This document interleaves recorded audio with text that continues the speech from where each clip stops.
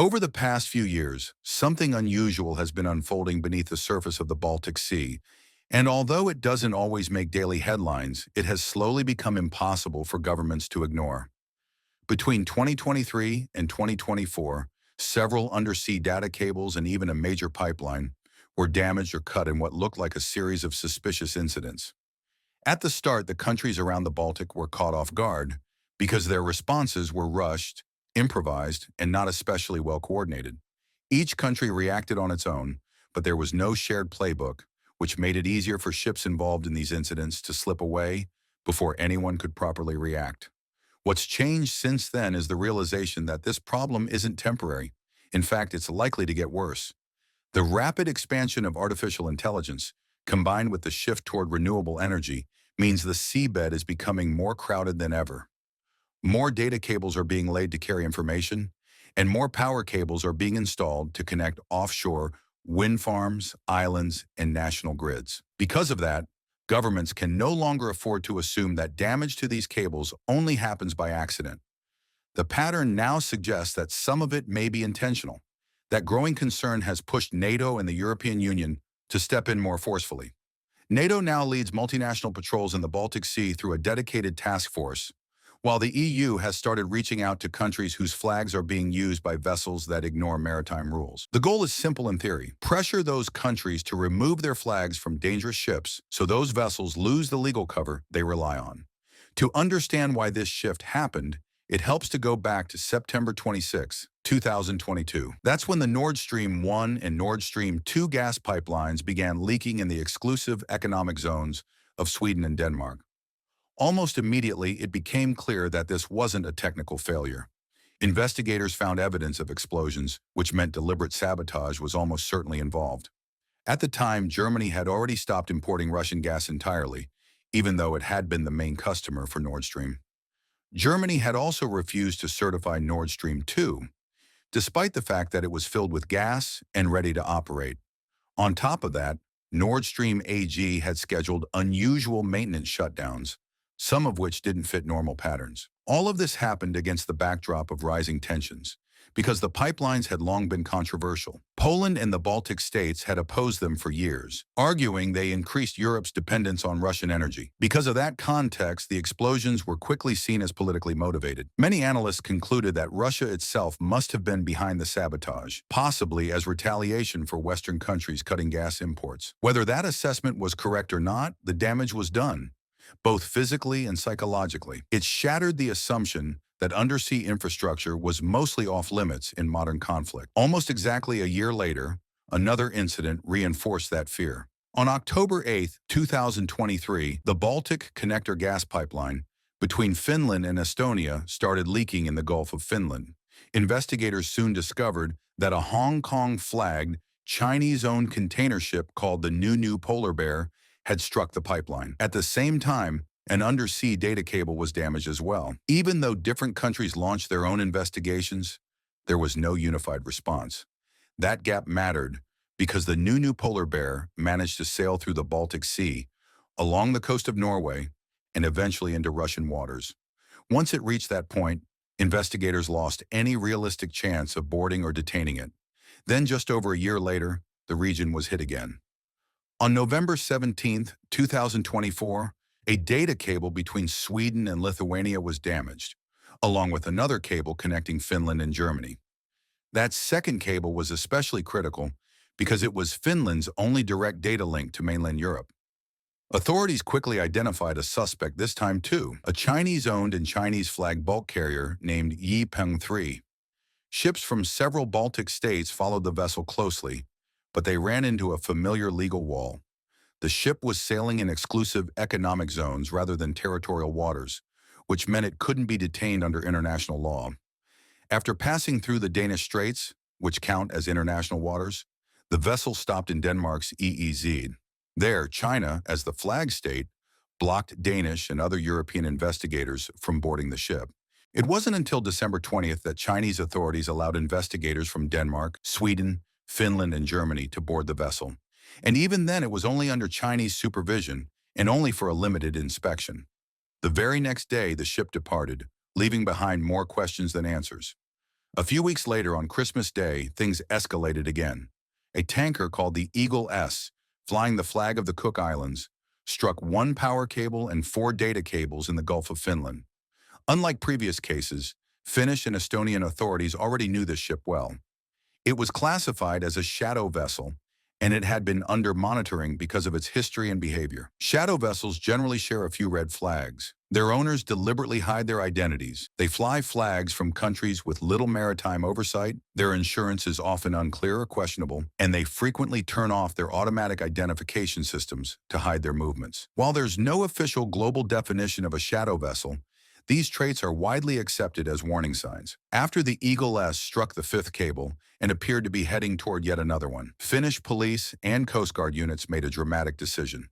They boarded and detained the ship while it was still in Finland's EEZ. That move was controversial because coastal states normally only have full legal authority in their territorial waters. But Finnish authorities argued they had no real alternative. Letting the ship continue would almost certainly have meant more damage. The following month brought another incident. A Maltese-flagged bulk carrier named Vision damaged a data cable between Sweden and Latvia. This time, Swedish authorities managed to escort the ship into territorial waters, where they seized it.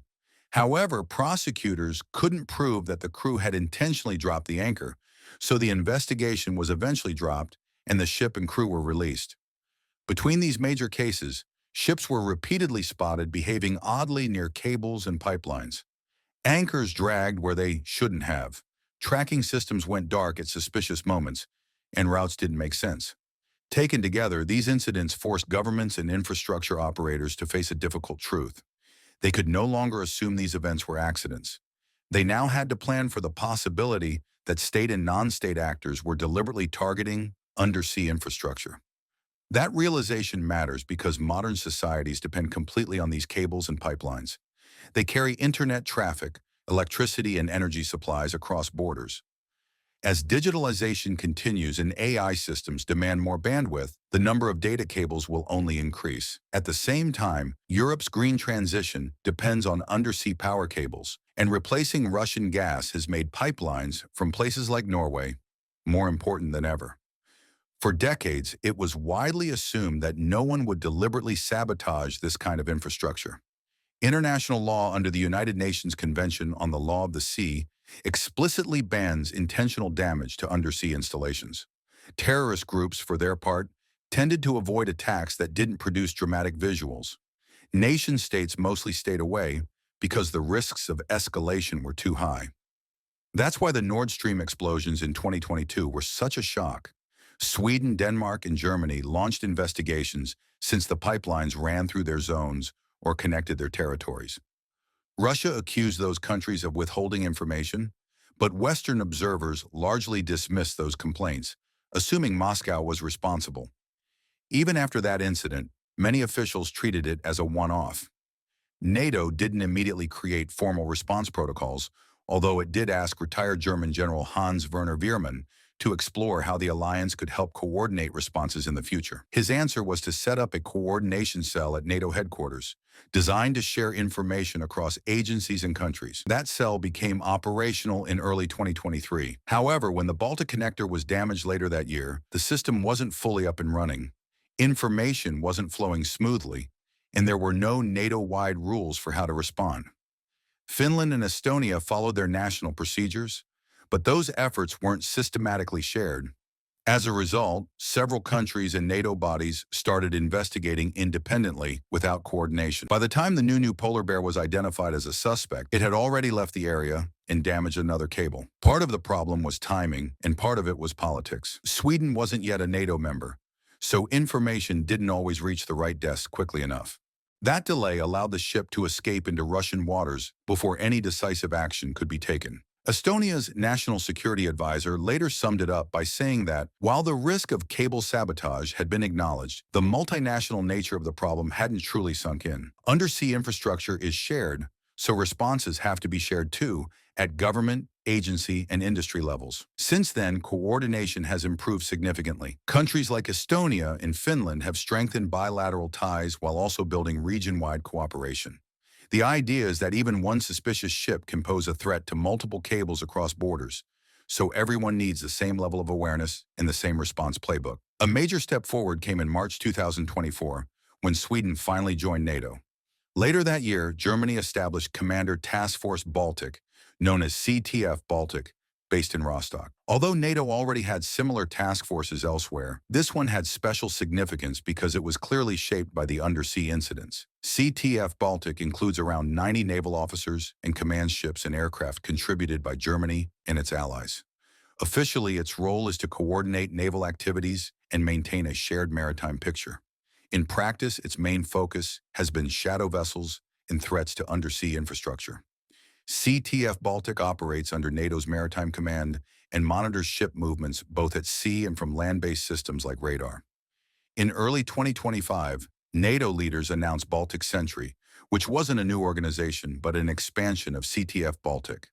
It added more ships, aircraft, and personnel, sending a clear signal of Allied solidarity. At the same time, the UK-led Joint Expeditionary Force activated a system called Nordic Warden. This system uses AI to analyze data from multiple sources, including ship tracking systems, to assess the risk posed by vessels entering sensitive areas. Nordic Warden was integrated into CTF Baltic's operations, adding another layer of awareness. Since January 2025, the Baltic Sea hasn't seen any new suspicious undersea incidents.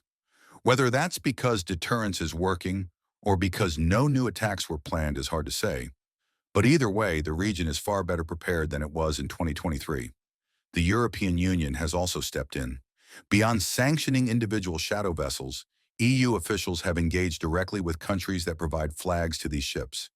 As a result, several states that were popular flag providers have announced they will remove their flags from sanctioned vessels. The EU has also rolled out an action plan on cable security aimed at improving information sharing and joint repair capabilities. Even with all the uncertainty around rules and responsibilities, the multinational naval presence created through Baltic Sentry sends a clear signal. The entire alliance is paying attention. It shows that hybrid incidents, even when they fall below the level of open warfare, are no longer seen as isolated problems for individual countries to solve alone. Officially, NATO has said for years that hybrid attacks could trigger an Article 5 response, but at the same time it keeps stressing that the first responsibility lies with the state being targeted. That ambiguity has worked for flexibility, but as Russian-backed hybrid actions spread across Europe, ranging from sabotage and GPS jamming to drone activity, it's becoming obvious that NATO and the EU may need to treat hybrid threats more like conventional ones and respond collectively by default. The Baltic region already shows why this makes sense, because cooperation there has grown naturally as countries learned, often the hard way, how to deal with underwater infrastructure attacks. But hybrid threats aren't the only concern. Russian military thinking doesn't draw a sharp line between peace and war. Instead, conflict is seen as a continuous process, where gray zone actions act as a buildup rather than a sideshow. If tensions rise, Russia would likely intensify hybrid activities before escalating further, using limited force to control the pace of conflict. That's where deterrence becomes critical, not just to respond to hybrid attacks, but to stop them from sliding into full conventional warfare. This means NATO needs credible strength across every domain. Land forces matter, but they depend heavily on air and naval support. Navies in particular must be ready to control sea lanes, protect supply routes, support air defense, gather intelligence and background forces with long-range firepower. Any weakness at sea could undermine everything happening on land. The problem is that Western navies suffered years of neglect after the Cold War. Although investments are improving today, gaps remain, especially in the Baltic. Surveillance, air, and coastal defense, submarines, surface fleets, and drones all need attention. The Baltic states themselves can't rely on others to fill these gaps forever. The sea at the center of their region is too important, and protecting it is essential to their long-term security.